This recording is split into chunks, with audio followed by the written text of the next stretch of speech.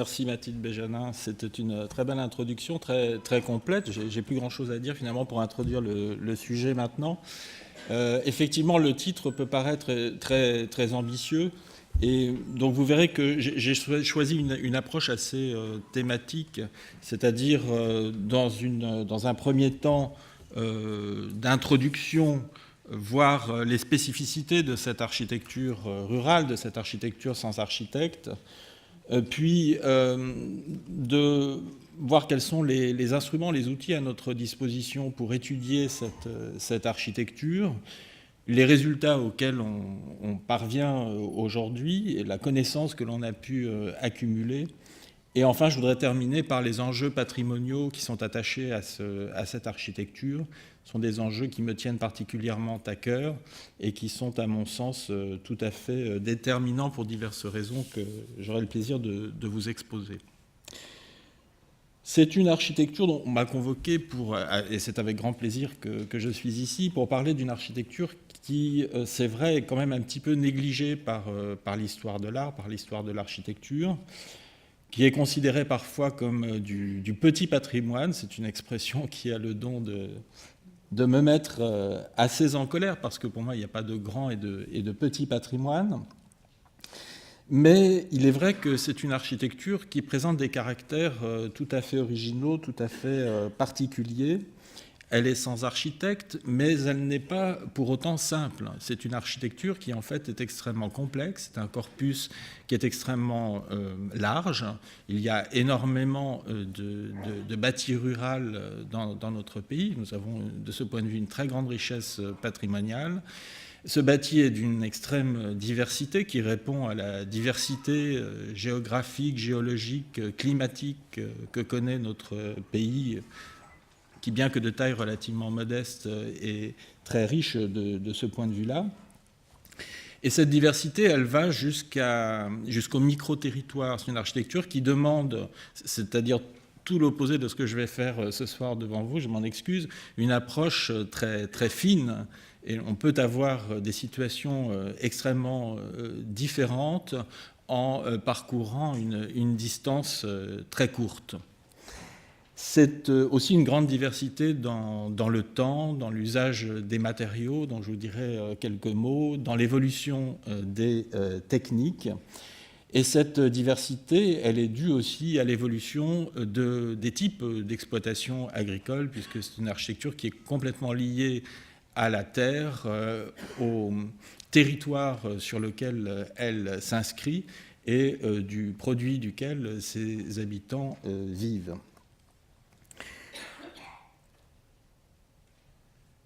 Alors, c'est une architecture qu'il faut aussi aborder avec la même rigueur que ce que l'on appelle, entre guillemets, la grande architecture, en monopolisant tous les domaines. C'est une approche pluridisciplinaire qui me semble extrêmement importante dans ce cas et qui est difficile à mobiliser parce que coûteuse en temps, en argent, en hommes. Une approche non seulement d'architectes, d'historiens de l'architecture, mais aussi d'ethnologues, de sociologues, de géographes, bien entendu, etc. Et c'est une architecture qu'il faut envisager en rapport avec son environnement naturel. Et de mon point de vue, il n'y a pas de distinction, de frontière très, très nette à faire entre ce patrimoine rural bâti et le patrimoine naturel. Patrimoine culturel et patrimoine naturel, de ce point de vue-là, sont intimement liés. Et il est tout à fait évident, on le voit bien sur cette première vue, que ce bâti contribue fortement à structurer, à caractériser les paysages. Alors, il y a des écueils lorsqu'on approche ce sujet. On peut en avoir une vision un petit peu idyllique, comme l'illustre ce tableau de Boucher. Le risque aussi parfois d'une approche peut-être un peu trop folklorique, comme on le voit ici et plus particulièrement sur cette photo. Le danger, c'est le danger identitaire régionaliste. et parfois nostalgique, teinté d'une certaine nostalgie, et aussi connoté politiquement d'une manière assez forte. Alors ça tient aussi à l'histoire de l'étude de ce patrimoine rural, puisque la première grande enquête nationale qui est réalisée sur l'architecture rurale et qui est entreprise à l'initiative d'Edmond Hureau et d'Urbain Cassan à partir de 1942 et jusqu'en 1945, établit un très riche corpus d'environ 1760 monographies. C'est un travail qui est inabouti, mais qui va former la base d'un deuxième travail, la matière première d'un deuxième travail entrepris à partir de 1969 par Jean Cuisonnier, qui était directeur de recherche au CNRS et qui confie à Henri Rollin la tâche de reprendre et d'enrichir ce corpus d'une manière systématique, en extrayant du corpus des spécimens représentatifs de types architecturaux et de leurs variantes significatives. Donc ce sont des séries de monographies normalisées avec une approche à la fois archéologique, et c'est ce qui faisait aussi la nouveauté de l'entreprise, historique, ethnologique et même linguistique, qui va former des corpus régionaux publiés dans une collection du Musée national des arts et traditions populaires, dont je regrette beaucoup qu'il soit aujourd'hui fermé, à partir de 1977. Alors ça, c'est véritablement une publication de base que j'ai indiquée dans la petite bibliographie que j'ai fournie. Deuxième pôle important de recherche, c'est l'inventaire général du patrimoine, qui est créé en 1964 à l'initiative d'André Malraux, pour étudier le patrimoine tant bâti qu'objet sur l'ensemble du territoire. C'était d'une très grande ambition. Et pendant très longtemps, les équipes en région de l'inventaire ont travaillé plus particulièrement sur le patrimoine rural et ont accumulé au fil des ans une très importante documentation dont les bases nationales du ministère de la Culture, Mérimée, Palissy, Mémoire, donnent une bonne idée et restent toujours extrêmement intéressantes à consulter. De nombreuses publications aussi dans des collections comme les Cahiers du patrimoine ou les Images du patrimoine ont traité du patrimoine rural et offrent des synthèses bienvenues sur des territoires plus ou moins vastes qui vont du canton jusqu'au département, avec une tendance à envisager des territoires de plus en plus importants au fil des ans. Donc à partir de ce corpus, dans lequel j'ai très largement puisé, n'étant pas moi-même à l'origine spécialiste de ce patrimoine, mais ayant eu la chance depuis plusieurs années de suivre sur le terrain et au niveau de l'encadrement scientifique toutes ces équipes en région, il m'a semblé qu'il m'était possible de vous proposer une approche un petit peu synthétique, car c'est cette synthèse qui aujourd'hui encore nous fait défaut, que Cuisonnier d'ailleurs appelait de ses voeux il y a encore quelques années, et qui est une entreprise effectivement extrêmement ambitieuse, extrêmement difficile, mais qui me semble tout à fait indispensable et que nous attendons tous. Alors, ce n'est évidemment pas cette synthèse définitive à laquelle vous aurez droit ce soir, vous vous en doutez bien, mais beaucoup plus modestement une approche un peu thématique. Donc voilà, ici, pour faire la balance, un type de document que peuvent produire les équipes de l'inventaire, donc avec des notices par édifice qui sont accompagnées d'iconographies, de relevés, de photographies, de plans anciens, etc. Alors, ce qui est très important, c'est de considérer ce patrimoine, ce bâti, sur son territoire. Il est tout à fait conditionné par ce territoire, qu'il s'agisse de la plaine, du littoral, de la montagne. Et il s'inscrit pleinement dans ce territoire, avec tous les prolongements de ce qui est strictement architectural, c'est-à-dire les terrasses avec leurs murets, les chemins, etc., qui contribuent à structurer le territoire et le paysage. On le voit bien ici sur cette vue aérienne, comment ce paysage qui est complètement façonné ici par l'homme est ponctué par le bâti qui lui est intimement associé.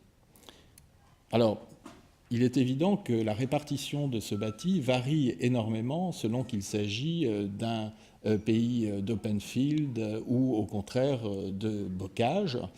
Et l'on a toute une typologie des modes d'implantation de ce bâti sur le territoire. Ce qui est important aussi, c'est d'envisager ce bâti en réseau, et notamment en ce qui concerne les grands domaines, qu'ils soient civils ou ecclésiastiques. Et vous savez que le clergé a été pendant très longtemps, pendant tout l'Ancien Régime, un très grand propriétaire terrien.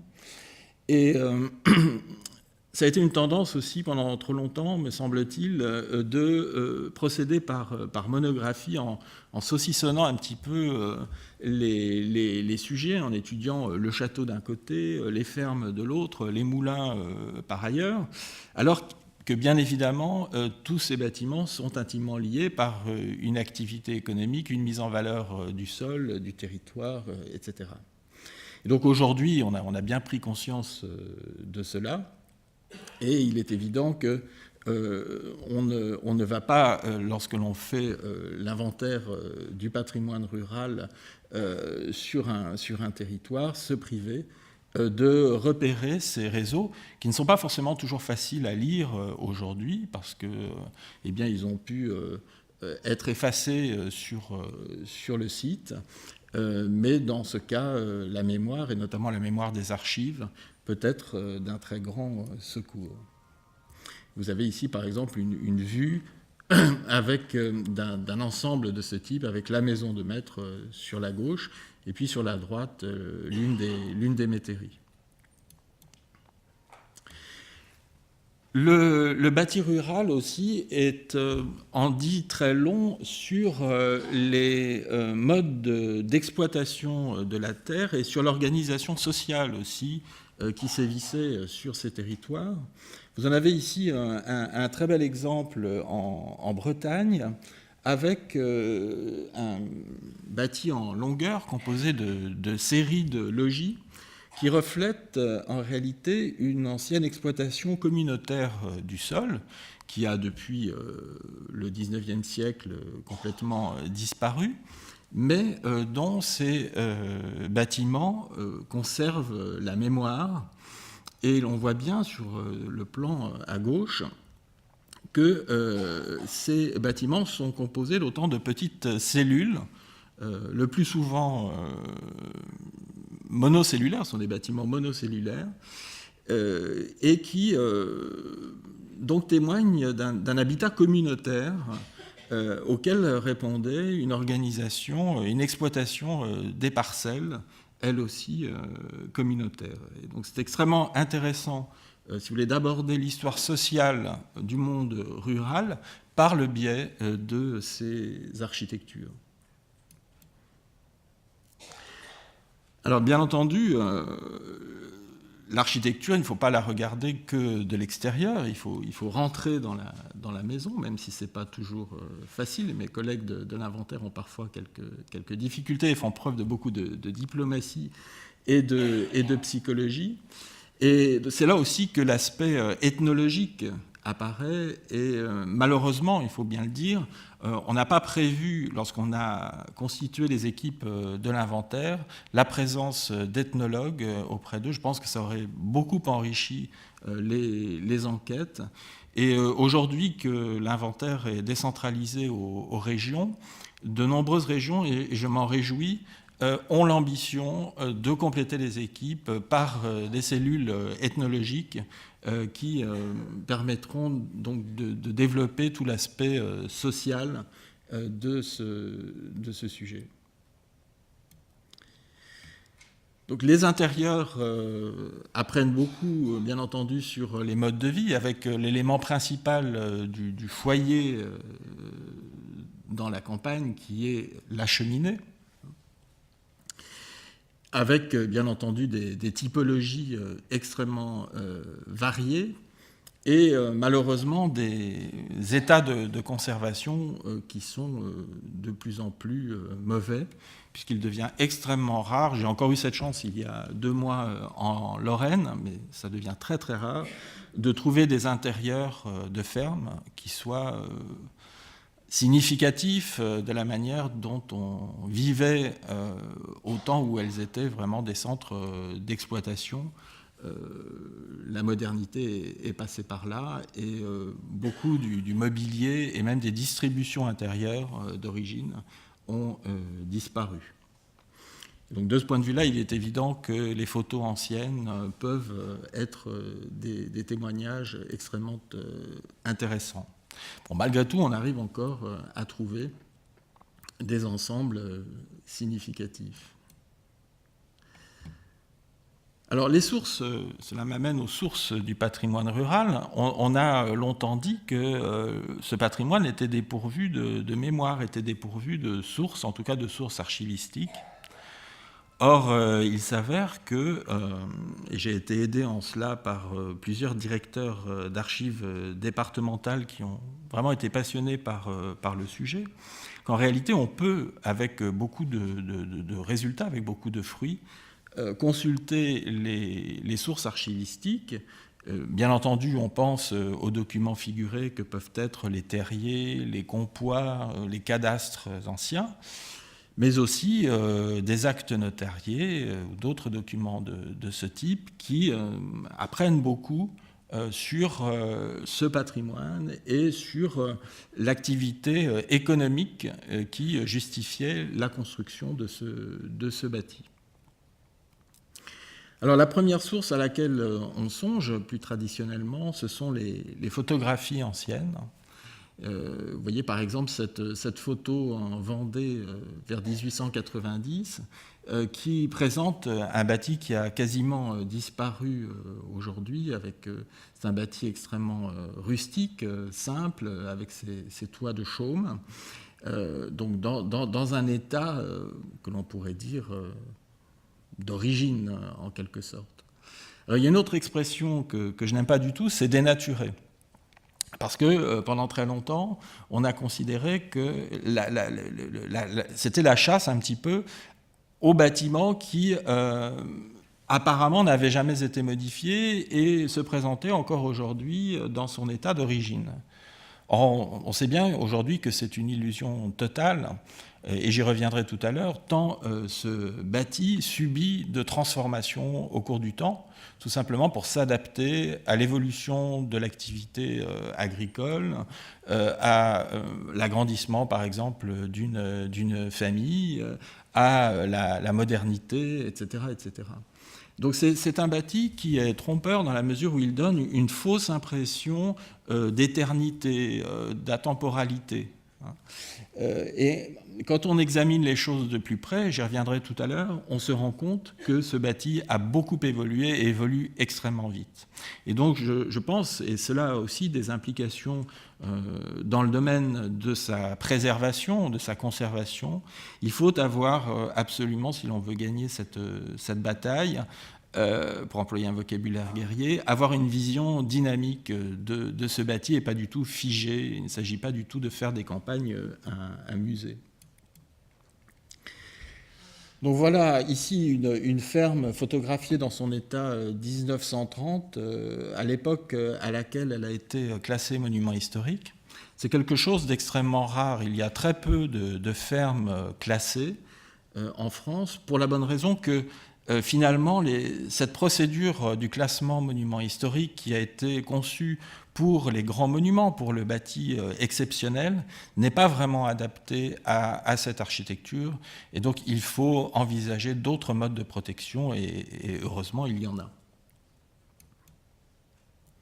Donc voilà le type de documents que l'on peut trouver dans les archives, qui sont évidemment extrêmement intéressants, puisqu'ils donnent des indications et sur le bâti, même s'il faut être extrêmement prudent dans la lecture et dans la critique de ces documents, mais même sur le type d'exploitation, de culture sur le sol environnant.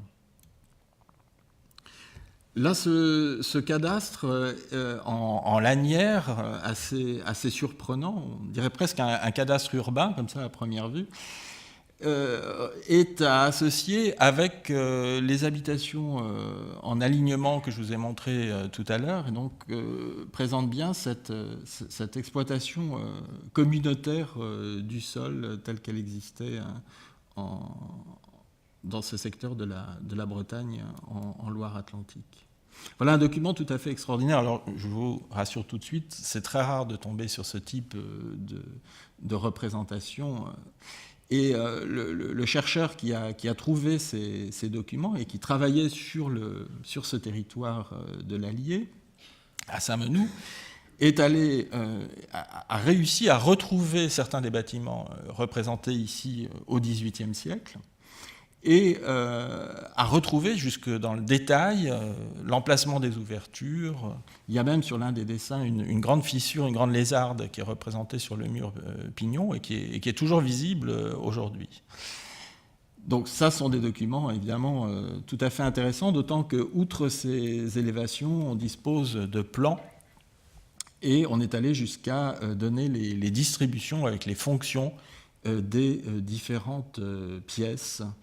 Donc là, vraiment, on a un matériau tout à fait passionnant à exploiter en parallèle avec les investigations sur le terrain. Alors pour les périodes plus récentes, évidemment, la documentation est plus abondante, et tout particulièrement lorsque les architectes ont commencé à s'emparer de ce bâti rural. Dès la fin du XVIIIe siècle, notamment en Angleterre, puis ensuite en France, et puis surtout au XIXe siècle, où, comme vous le savez, se multiplient les traités d'agriculture, les traités de modèles de ferme, où l'on a une vision plus rationaliste de l'exploitation agricole, et bien tout cela va avec une refonte de l'organisation des bâtiments pour aller vers une meilleure hygiène, une organisation plus rationnelle du travail. C'est ce que l'on appelle, c'est un terme générique qui vaut ce qu'il vaut, mais qui peut être débattu, des fermes modèles. Et vous en avez ici un exemple. Il y en a à peu près sur tout le territoire, plus particulièrement sur le Grand Ouest, où elles sont extrêmement nombreuses.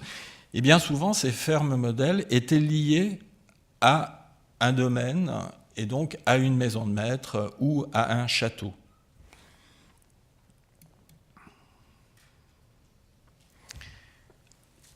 L'autre grande difficulté quand on étudie le patrimoine, le bâti rural, l'habitat rural, c'est celui de la chronologie et des datations. Établir des chronologies, dater ce bâti, lorsque les sources ne permettent pas de le faire d'une manière précise, c'est assez problématique dans la mesure où, comme je vous le disais tout à l'heure, chaque territoire, chaque micro-territoire a sa spécificité, a connu une évolution particulière.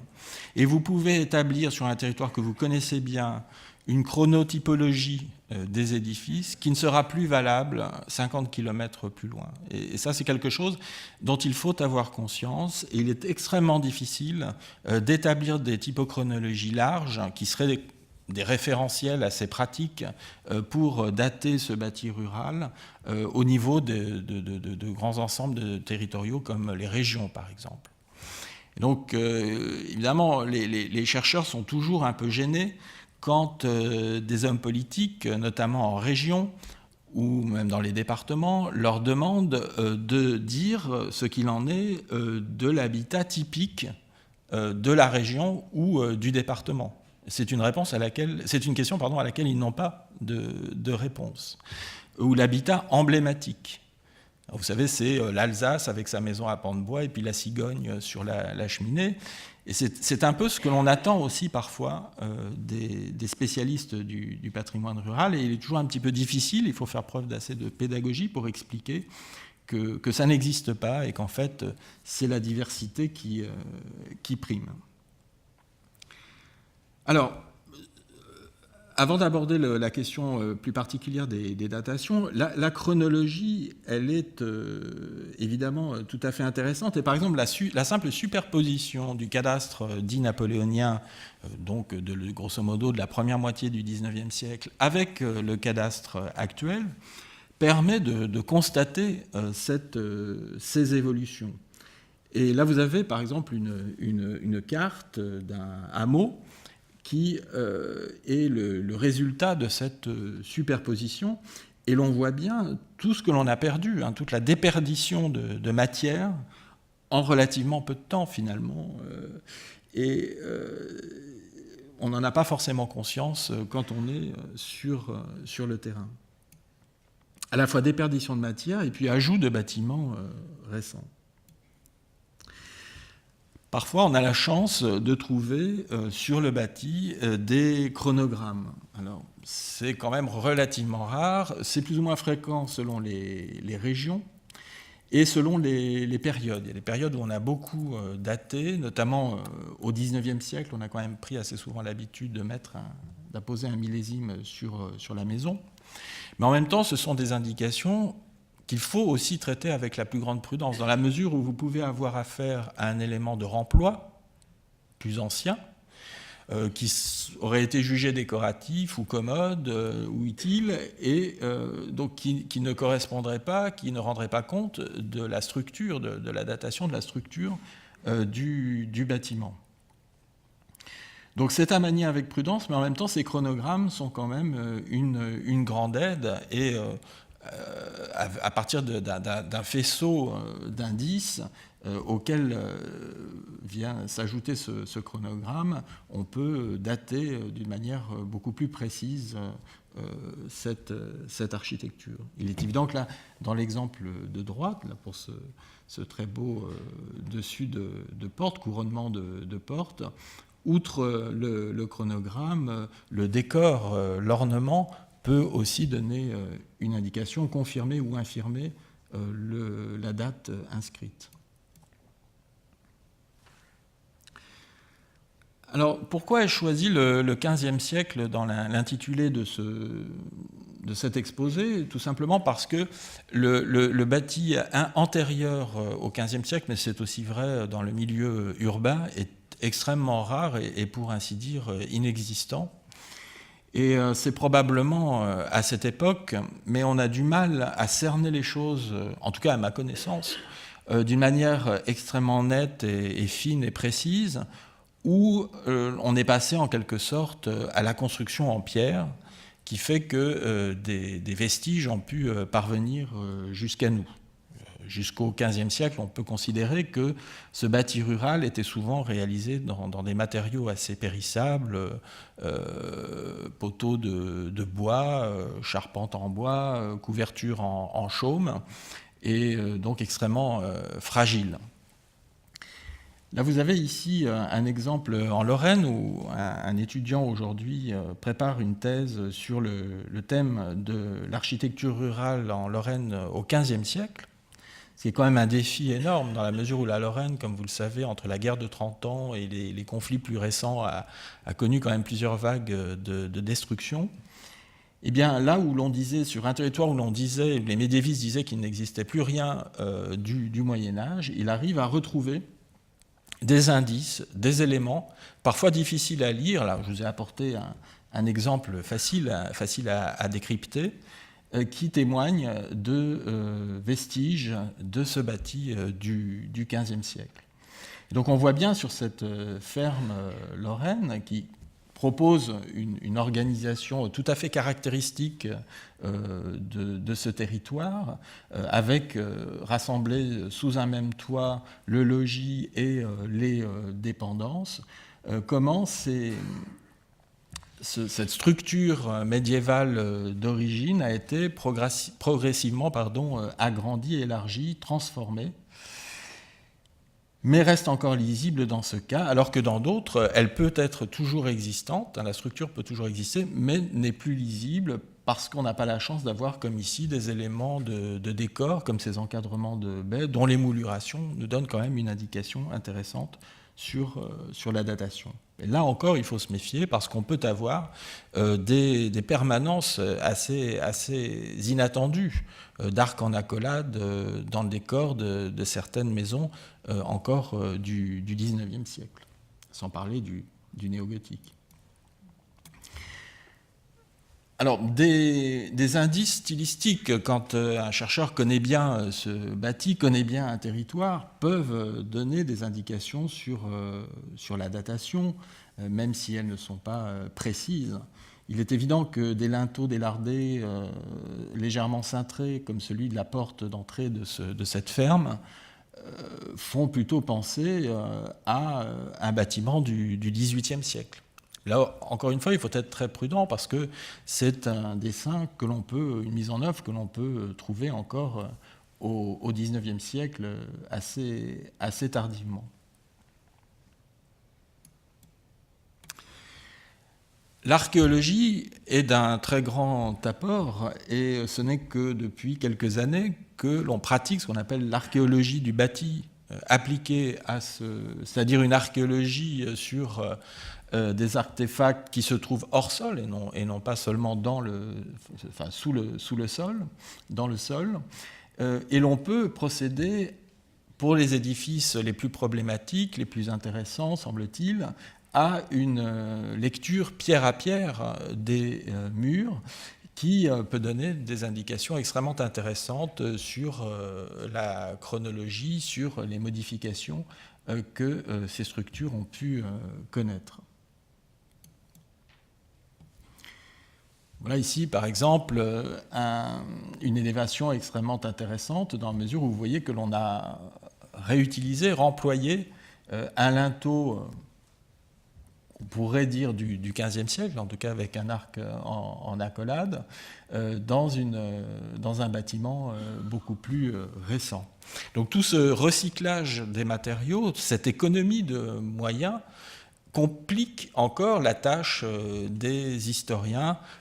Ça existe aussi dans les autres domaines de l'architecture, mais c'est peut-être encore plus fort et plus fréquent dans le domaine de l'architecture rurale, qui par essence est une architecture de l'économie.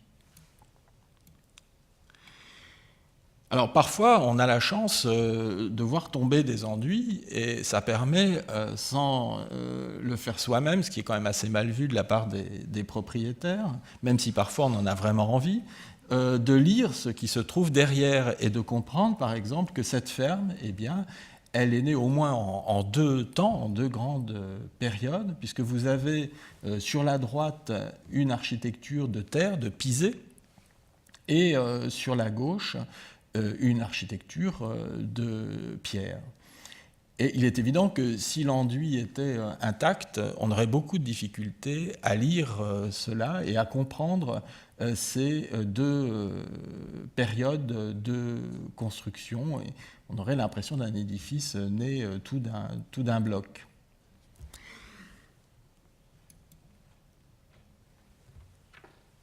Alors, les typologies sont intéressantes. Vous avez des typologies, par exemple, concernant les différents modes d'implantation du bâti sur le territoire, avec, par exemple, ici, ce que l'on appelle un hameau, avec une implantation très, très lâche de bâtiments associant logis et granges, étables, autour d'un réseau de voies d'accès qui conditionne aussi, bien évidemment, au même titre, et là malheureusement c'est un élément qui manque, que le relief, qui est extrêmement important, et l'orientation.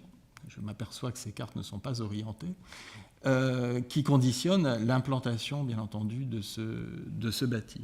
Et puis aussi le plus ou moins grand éloignement du sol, du territoire, de chaque exploitation.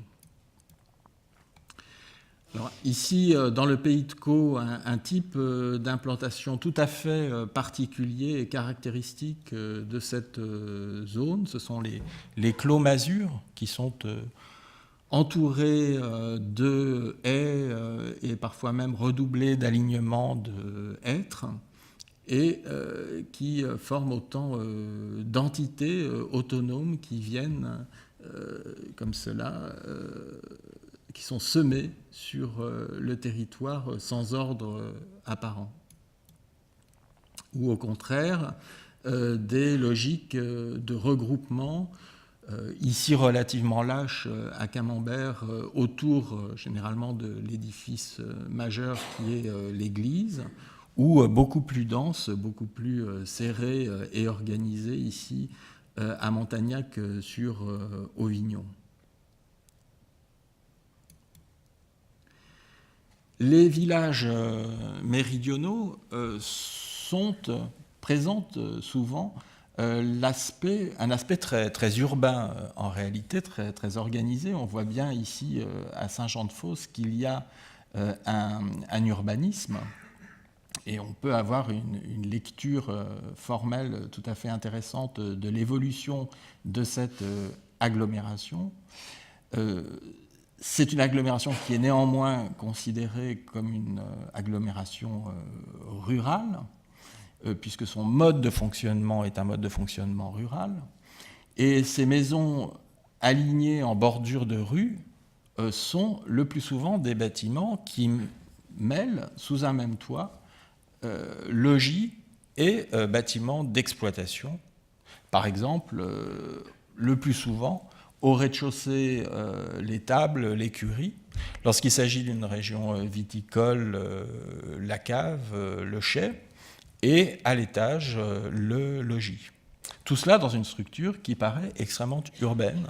Et je me souviens de la perplexité de l'un de mes collègues de l'inventaire qui, arrivant d'Auvergne où une ferme était une ferme, enfin ça ne posait pas de problème, et se retrouvant dans l'Hérault, dans des villages qui lui paraissaient complètement urbains, et qu'on aurait appelé des villes en Auvergne, avait beaucoup de mal, ça lui écorchait la langue, d'appeler ferme chacune de ces unités d'habitation. Et le fait est que le terme ne paraît peut-être pas tout à fait approprié, et pourtant il s'agit bien de cela.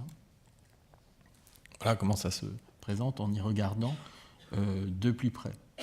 Donc là, évidemment, c'est un habitat rural qui est déconnecté des sites d'exploitation, qui se trouvent en périphérie de la ville. Et donc le rapport entre le bâti et le territoire est tout à fait spécifique, très, très différent. Alors, l'habitat rural, c'est aussi l'histoire de la cohabitation entre l'homme et l'animal. Et cette cohabitation explique différents types d'organisation du bâti, différentes typologies. Une typologie fréquente, c'est celle du logis distinct des dépendances. Comme vous le voyez ici, nous sommes dans la vallée du Lot, en Lot et Garonne, avec des dépendances qui sont toutes regroupées sous un même toit, notamment la grange et l'étable, prolongées par un auvent qui permet de mettre à l'abri du matériel agricole ou le produit de la récolte qui n'est pas encore engrangé. Ça, c'est un type qui connaît de multiples variantes et dont vous avez sans doute à l'esprit de nombreux exemples. Un autre type, une autre typologie, c'est celle du logis avec ses dépendances accolées, mitoyennes. C'est le cas ici, Et là, on voit bien tout de suite que ces deux éléments ne sont pas contemporains et que le logis a été visiblement reconstruit avec une certaine ambition architecturale, toit en croupe, travées d'ouverture régulière, axialité du dessin de cette élévation, qui marque une certaine aisance, bien entendu. Vous avez ici un autre exemple plus modeste d'alignement de maisons jointives, qu'en Lozère on appelle des barriades. Et là, je voudrais dire un mot de l'extrême variété du vocabulaire. Pour l'architecture savante, nous avons un vocabulaire de l'architecture que Jean-Marie Pérouse de Monclos a eu la très bonne idée et le courage de créer et qui est aujourd'hui notre Bible à tous. Dans le domaine de l'architecture rurale, la terminologie varie elle aussi d'un lieu à l'autre, d'une région à l'autre, d'un micro-territoire à l'autre. Et ça aussi, c'est une richesse linguistique qu'il ne faudrait pas perdre. Et tout ce vocabulaire du bâti rural mérite d'être recueilli, mérite d'être conservé. Et il est bien souvent significatif d'un certain mode d'organisation, non seulement du bâti, mais aussi, bien sûr, de la société. Ici, un autre exemple où cette fois-ci, la dépendance s'articule perpendiculairement, retour par rapport au logis, amorçant un espace que l'on peut appeler une cour, qui peut être organisée d'une manière assez régulière et quasiment symétrique. Je reviens à cette fameuse série de documents dont je vous ai montré deux exemples tout à l'heure. On voit bien qu'on a ici ce qu'on appelle une cour ouverte. C'est une typologie très, très fréquente, très régulièrement organisée, et quelque chose d'assez rationnel ici dans les dispositions et dans les distributions. Des cours fermées, comme c'est le cas ici à Chanac, qui est une ferme complètement refermée sur sa cour, à laquelle on accède par des passages voûtés. Où logis et dépendance peuvent être réunis sous un même toit dans un édifice homogène. C'est le cas ici à Marchésieux, qui est l'une des maisons appartenant au parc naturel régional des Marais du Cotentin et du Bessin.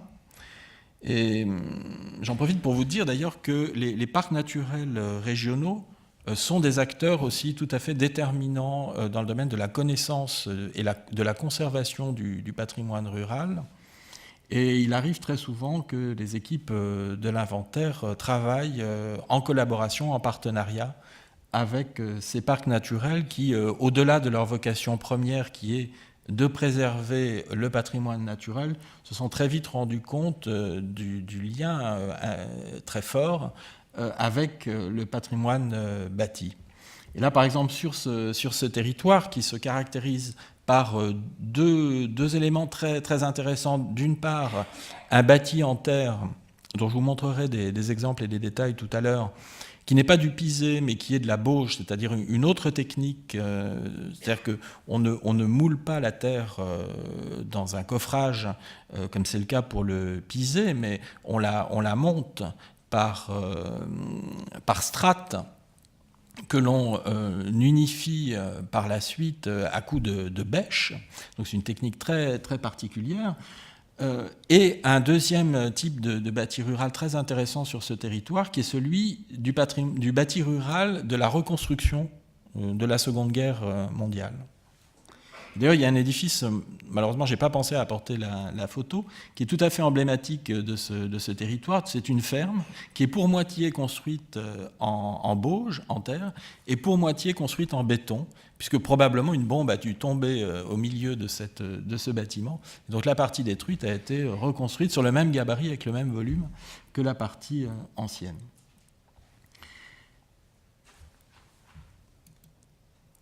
Autre exemple de cette typologie qui rassemble sous un même toit logis et dépendance, avec une mise en œuvre ici extrêmement soignée, quasiment de pierre de taille, qui relève plus de l'architecture savante que de l'architecture rurale, et qui est, il faut bien le dire, relativement rare. Et ici, toujours dans le même type, quelque chose qui est très intéressant dans la vallée du Lot, c'est un type de bâtiment qui rassemble en 3 travées, délimités par des poteaux de charpente, le logis, la grange et l'étable, l'ensemble étant réuni par un auvent qui prolonge le toit vers l'extérieur. Alors, malheureusement, quand on va sur ce territoire, on s'aperçoit que ces habitats ne sont pas du tout au goût du jour et soit se dégradent et disparaissent très très rapidement, soit sont transformés intégralement en maisons, en habitations, et perdent complètement leurs caractéristiques. Donc là, il y a vraiment un travail de mémoire à faire que des opérations telles que celles que mène l'inventaire le font. Un autre exemple ici dans le Puy-de-Dôme, beaucoup plus simple, avec un habitat d'estive donc qui n'est pas permanent, qui permet de regrouper sous un même toit la laiterie et la pièce d'habitation pour le berger, ainsi que la salle dans laquelle il va stocker son fromage. Mais il peut y avoir aussi des choses un petit peu plus sophistiquées, adaptées à d'autres types de production, notamment dans les régions viticoles, avec un logis surélevé par rapport à un premier niveau de chai, de cave, enterré ou semi-enterré, le logis étant accessible par l'intermédiaire d'un escalier extérieur.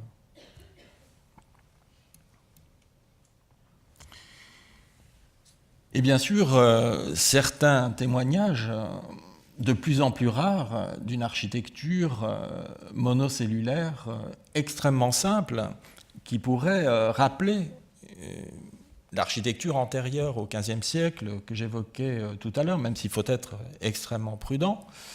Mais on a aujourd'hui quand même quelques relevés d'archéologues sur des sites du IXe, Xe et XIe siècle qui permettent de penser que l'habitat rural de cette époque pouvait ressembler à des choses comme celle-là.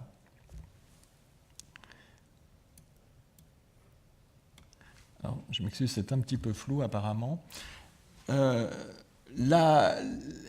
Donc, en contraste total avec cette architecture qu'on pourrait qualifier de rudimentaire, même s'il faut être prudent et mettre des guillemets, la ferme modèle que j'évoquais tout à l'heure, ici un exemple assez hâtif dans la deuxième moitié du XVIIIe siècle au château de Chanteloup en Indre-et-Loire, où le duc de Choiseul, exilé par Louis XV, comme vous le savez, sur ces terres de Touraine, eh bien, pour occuper son temps, a mis en valeur le territoire très vaste qui lui appartenait, et notamment une mise en valeur agricole, avec la création de ce qu'on peut appeler une ferme modèle, même si on n'appelait pas comme cela à cette époque, avec une organisation très rationnelle des bâtiments sur le territoire.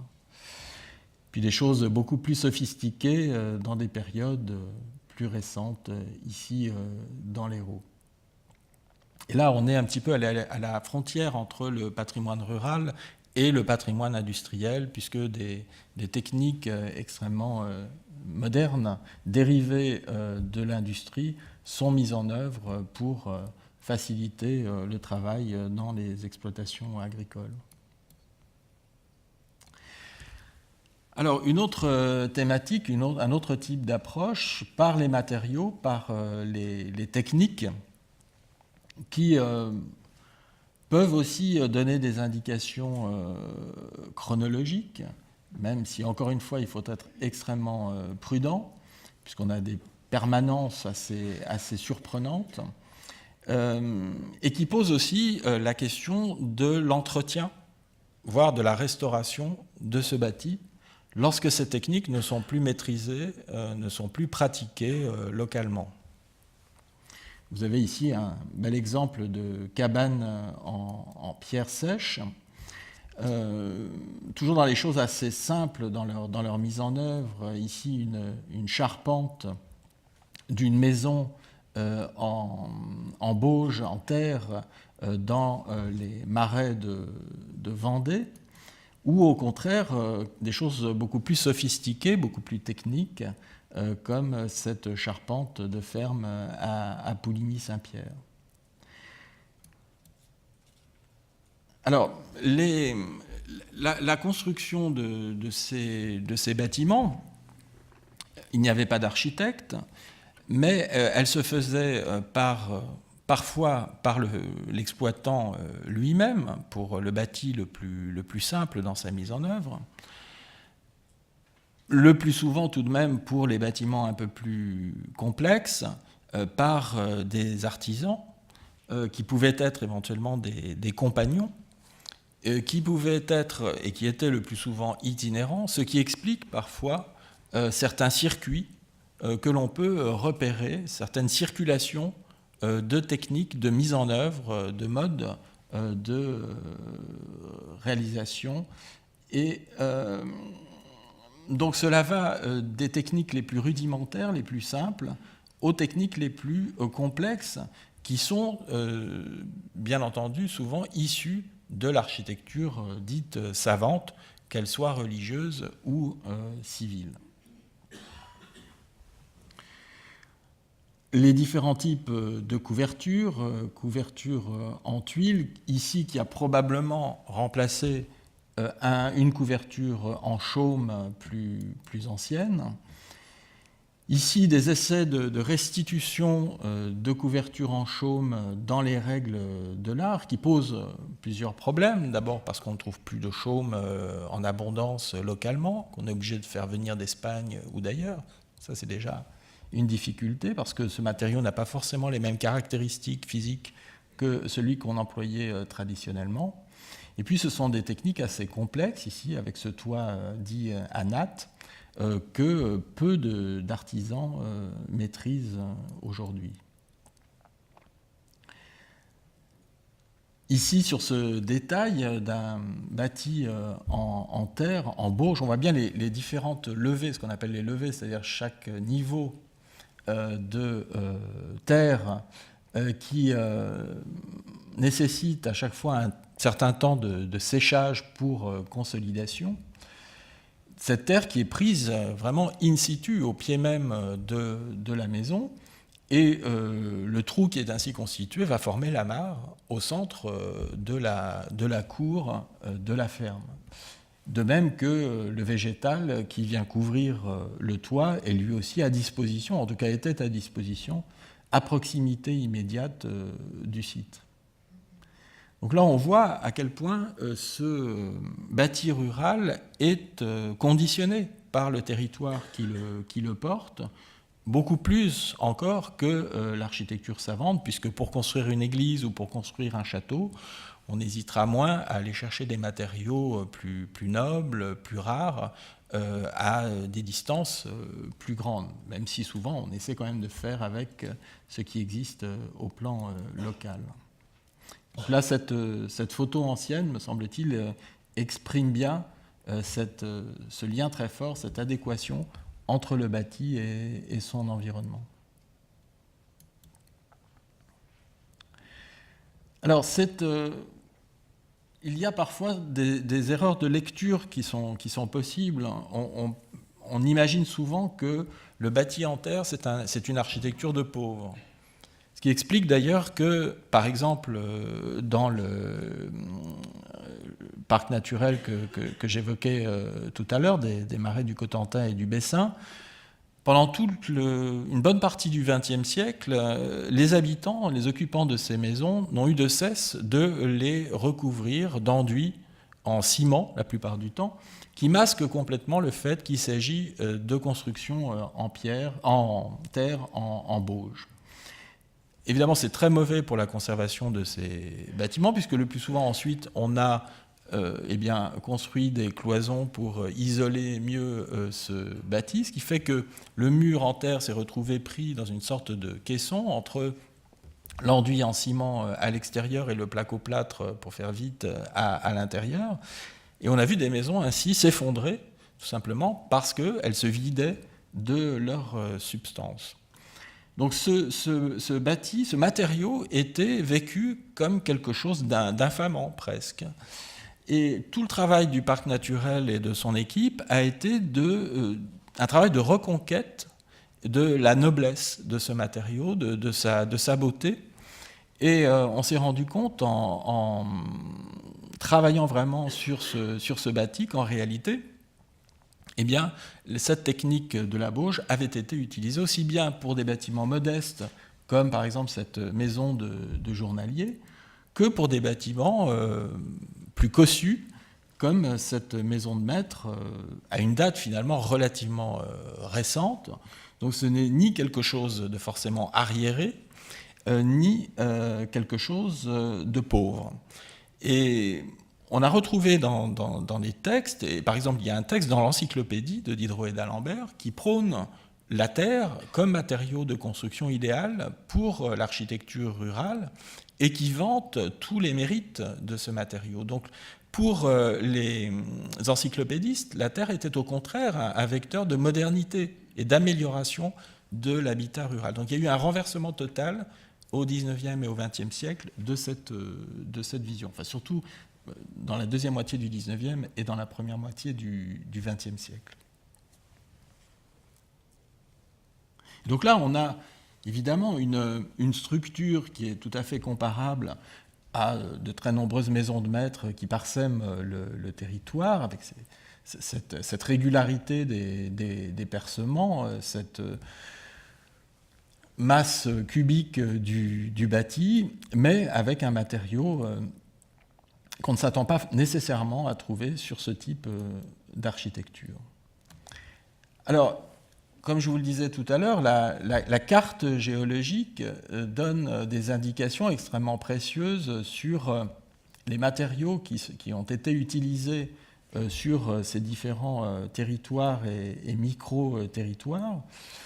Et les géographes qui ont travaillé sur cette question de l'habitat rural ont apporté des éclairages extrêmement intéressants sur l'origine des matériaux, l'origine des pierres, en retrouvant les carrières, par exemple, qui avaient pu servir pour construire tel ou tel village ou telle agglomération. Et en même temps, tout cela permet d'inscrire ce bâti dans une histoire économique du territoire, encore une fois. Donc ici, d'autres cabanes en pierre sèche, de formes très, très différentes. Et là, on comprend bien qu'il s'agit tout simplement de ramasser les pierres qui sortent de la terre exploitée en périphérie. Et il n'y a qu'à se baisser pour trouver le matériau qui, à lui seul, va permettre la construction sans aucun autre apport, sans aucun liant. Alors on peut avoir bien sûr des mises en œuvre tout à fait différentes, beaucoup plus fréquentes, comme ici avec ces moellons à joints de mortier, qui presque toujours étaient voués à être enduits. Là, on touche aussi à un autre problème qui est celui de la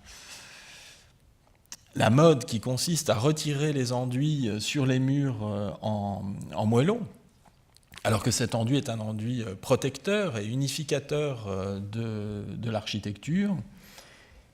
Il est très difficile de faire comprendre, souvent, même à des gens de très bonne volonté qui veulent restaurer, en conservant le caractère de leur maison, qu'il ne s'agit pas de retirer l'enduit, mais au contraire d'en faire un nouveau.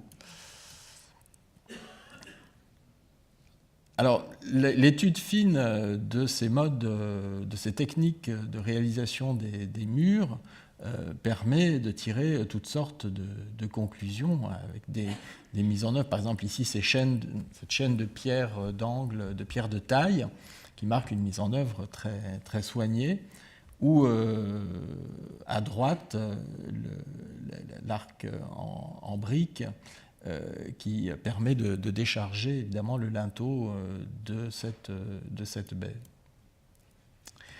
Le bois est extrêmement utilisé, notamment les pans de bois, avec des techniques qui sont très variables d'une région à l'autre, puisqu'on trouve aussi bien des pans de bois en Bretagne, en Normandie, qu'au contraire à l'est, en Alsace ou en Lorraine.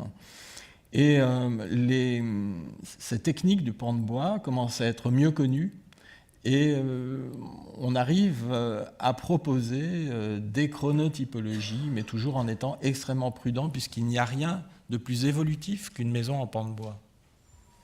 C'est par essence même une structure architecturale qui se prête à des modifications de manière très, très aisée. Alors ce pan de bois est souvent associé à la pierre, avec ici quelque chose qui relève presque de l'architecture savante, notamment dans le dessin de la croisée du rez-de-chaussée. Le bois peut être aussi utilisé sous forme de planches, de manière beaucoup plus rudimentaire, comme dans ces cabanes de Marennes-Oléron.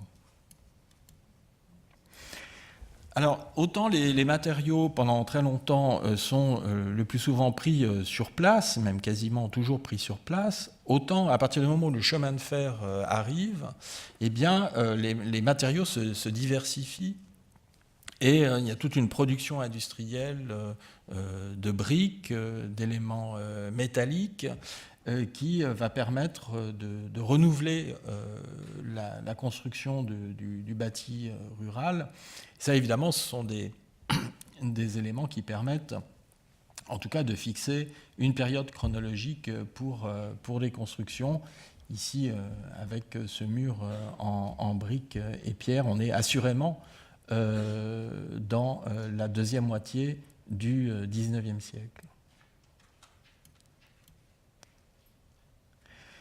Alors cette architecture sans architecte, mais néanmoins complexe, n'est pas essentiellement liée à une activité économique et donc relativement utilitaire, n'est pas dépourvue de visée esthétique et n'est pas dépourvue de décor. Et ça, c'est un élément extrêmement intéressant.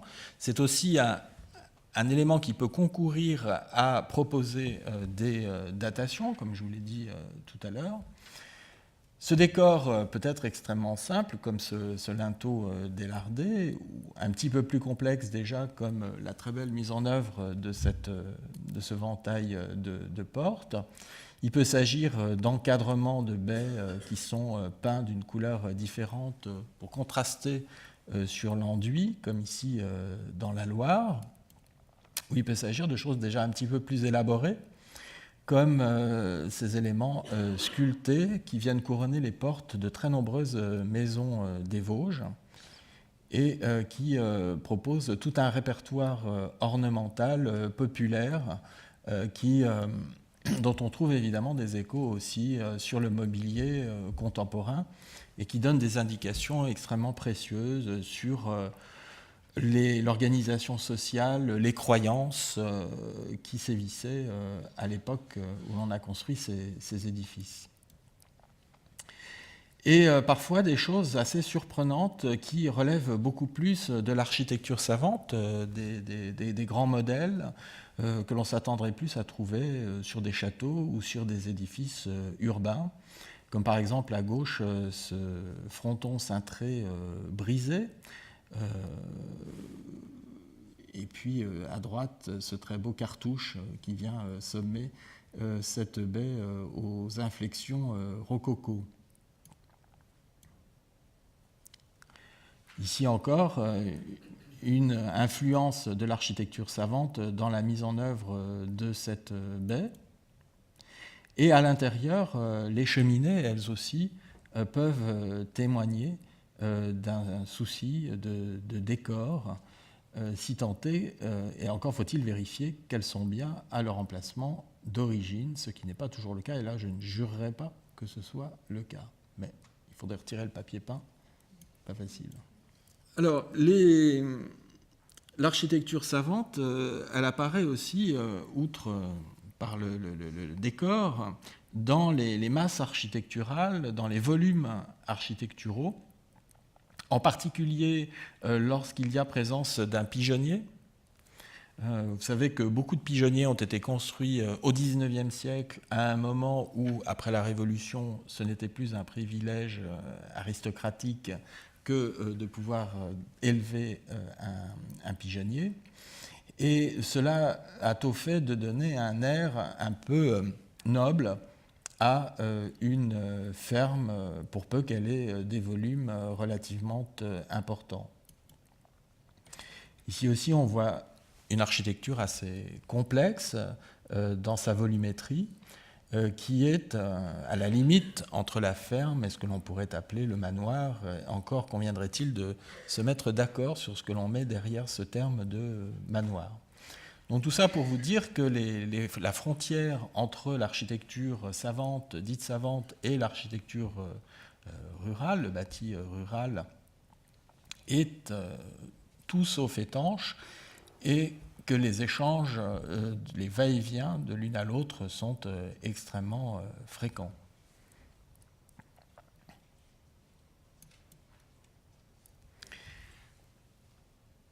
Alors, les enjeux patrimoniaux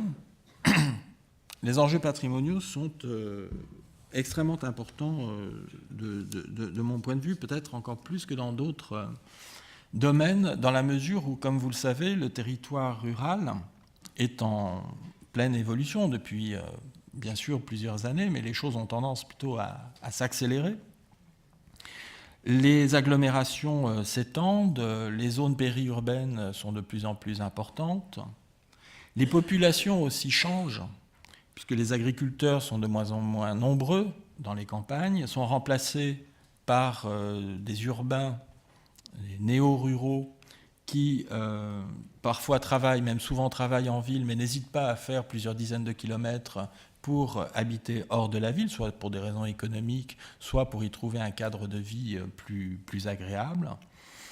Et donc il y a toute une compréhension de ce bâti qui était naturelle sans doute chez les exploitants, encore que ça pourrait être discuté, mais qui ne l'est plus du tout lorsqu'il s'agit de populations urbaines qui viennent s'implanter dans la ruralité.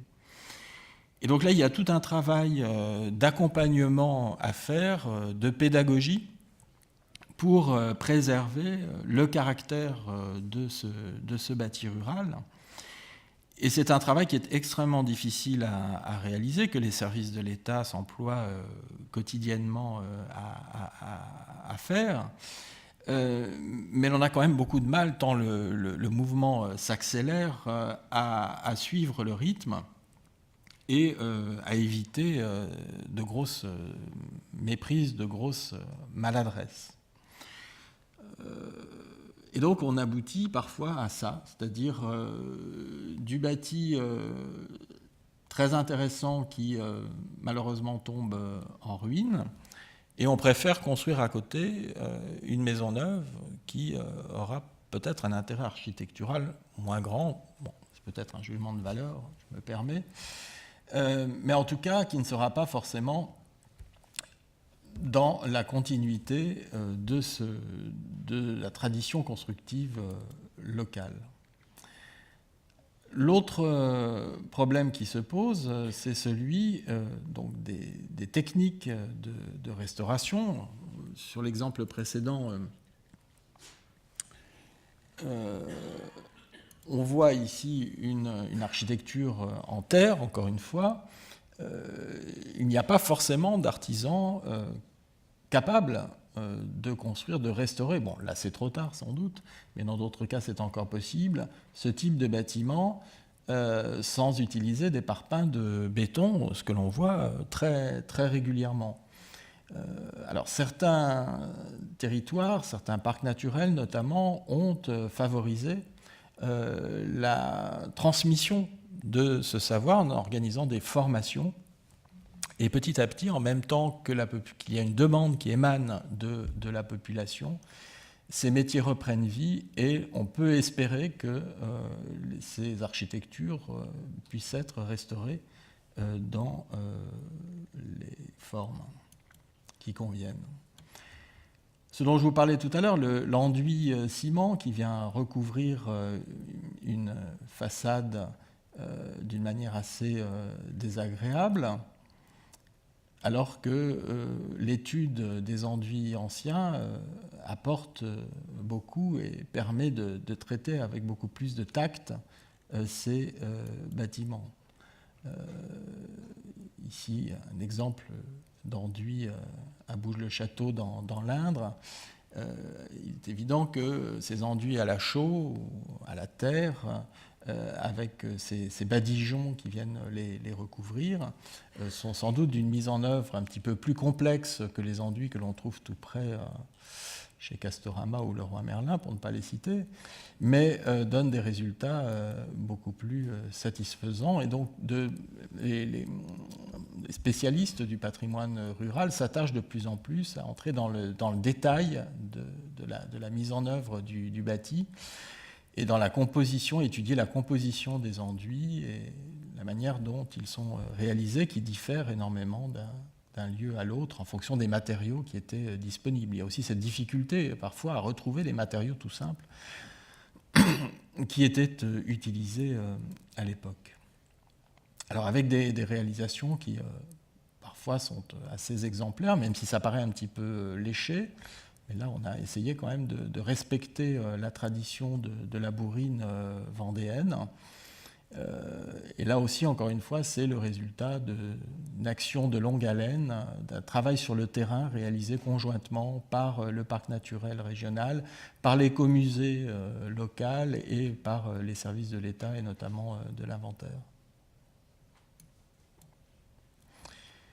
Avec donc un savoir-faire qu'il faut transmettre.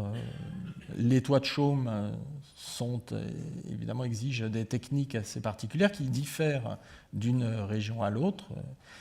Les toits de chaume de Camargue n'ont rien à voir avec les toits de chaume de Vendée.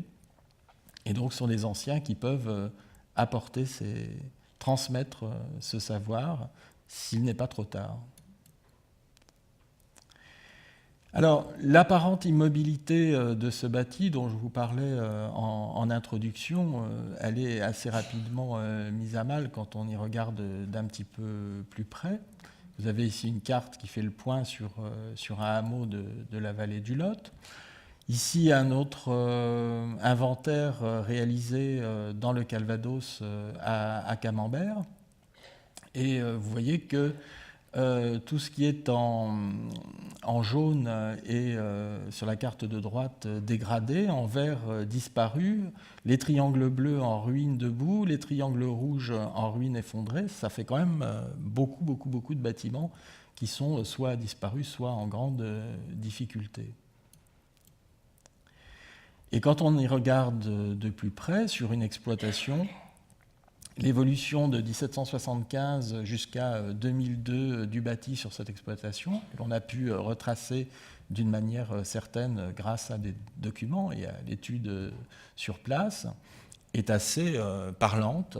Et l'on voit, dans ce cas précis, une multiplication des bâtiments et avec une accélération très nette dans les 3 dernières phases envisagées ici par le chercheur. Alors avec des juxtapositions souvent malheureuses, avec des problèmes non seulement de matériaux, mais aussi d'échelle. Mais il y a pire.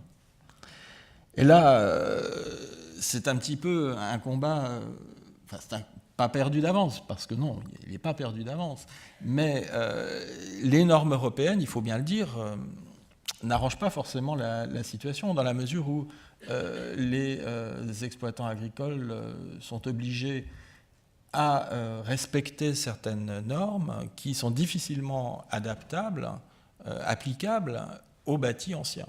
Et donc plutôt que de reconstruire la grange en pan de bois du XVIIe ou du XVIIIe siècle, en essayant de la mettre aux normes, ce qui est parfois possible, mais souvent assez onéreux, eh bien, on préfère la laisser tomber et construire à côté de grandes stabulations, de grands bâtiments de ce type, qui non seulement ont un impact très négatif sur l'appréhension du bâti plus ancien, qui est ici quasiment masqué par ces bâtiments neufs, mais sur l'ensemble du paysage, bien entendu.